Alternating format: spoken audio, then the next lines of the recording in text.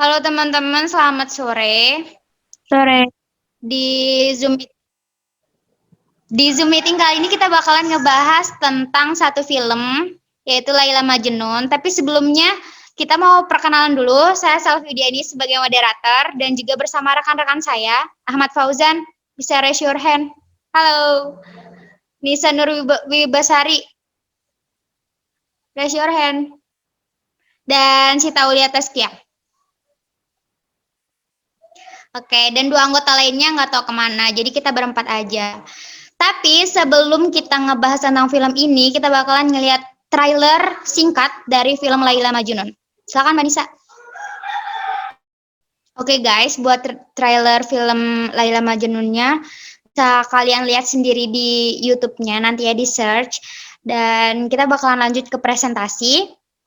Pembahasan yang pertama, kita bakalan ngebahas tentang cerita singkat dari film Laila Majnun ini yang bakalan dijelaskan oleh Mbak Nisa atau Mbak Sita atau Ojan. Mbak Nisa aja. Ya, Silakan. profil singkat dari film Laila Majnun. Film ini dirilis pada tanggal 11 Februari 2021 untuk kali perdananya. Sutradara Monty Tiwa, produser Chen Parwes Servia, skenario Monty Tiwa, studio, genre romantis, durasi 1 jam 59 menit.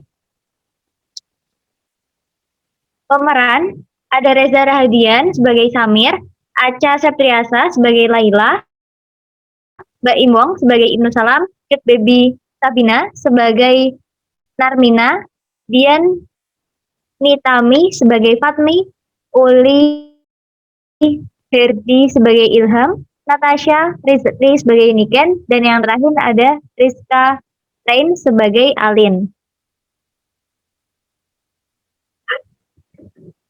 Bisa kembali ke moderator. Oke, thank you Mbak Nisa.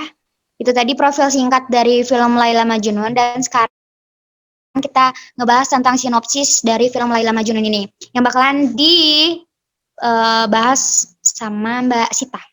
Silakan Mbak Sita. Ya, terima kasih Mbak Moderator. Sinopsisnya ini Laila Majnun berkisah tentang Laila, seorang wanita religius, cantik dan cerdas yang bekerja sebagai dosen. Laila memiliki impian dapat mengajar di luar negeri. Suatu ketika impiannya ini terwujud, Laila diterima mengajar sebagai dosen tamu di Azerbaijan. Namun sebelum berangkat, Laila telah dijodohkan dengan pria pilihan Pak D-nya bernama Ibnu.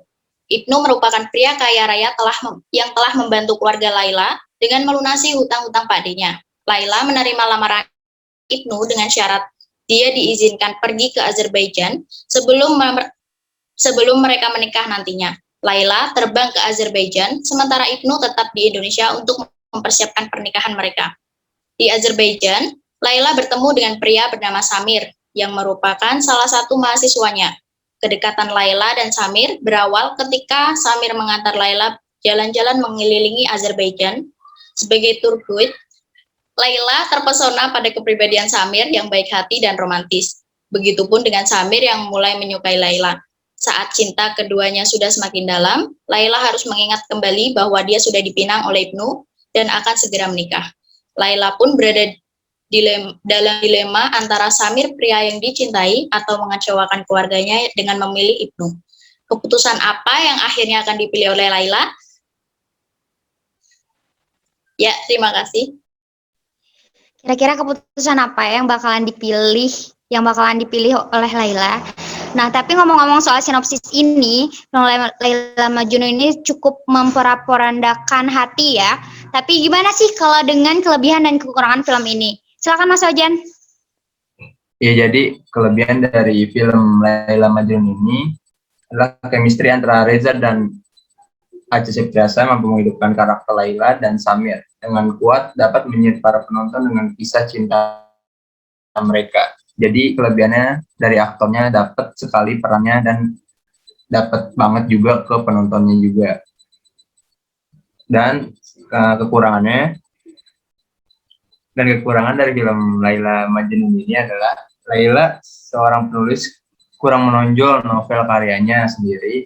Penjelasan di akhir film sehingga di awal penonton kurang memahaminya. Dari awal hingga pertengahan film tidak jelaskan pertemuan Samir dan Kayla, sehingga peran Samir yang mencintai Laila kurang menonjol dari perasaan, justru terkesan dua sastra.